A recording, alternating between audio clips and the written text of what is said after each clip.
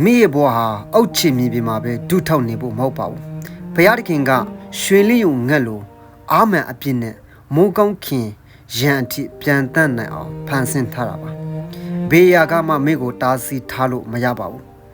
ကိုရောပေးတဲ့ခွန်အားတစ်ကိုယူပြီးယုံကြည်ခြင်းကြောက်ဆောင်ပေါ်မှာရေဝဝံမတ်တက်ရက်ကရှစ်ဆက်ပြီးမှသွားဖို့လိုအပ်ပါတယ်မိဟာတေချာပေါက်အောင်မြင်ရမယ်ဆိုတာယုံကြည်လိုက်ပါတင်ဟာလူတွေရှစ်မှာဒူထောက်ပြီးမှအရှုံးပေးဖို့မဟုတ်ဘူးရွှေလင့်ယုံကိုဖယားသခင်ကဖန်ဆင်းထားသလိုတင်းနဲ့ကျွန်တော်ကိုလည်းဖယားသခင်ဖန်ဆင်းထားတဲ့လူဖြစ်ပါတယ်ရွှေလင်းယုံဓမ္မစိတ်တက်မကြပဲနဲ့အာရင်အပြည့်နဲ့မိုးကောင်းခင်ရန်အပေါ်မှာပြန်တန်းနိုင်တဲ့အထိသွားနေတယ်လို့ပဲကျွန်တော်တို့ဟာအာမန်အပြည့်နဲ့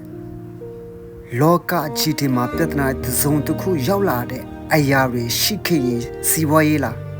မိသားစုအရေးလားအများကြီးရှိတော်လဲတင်းကိုဖယားသခင်က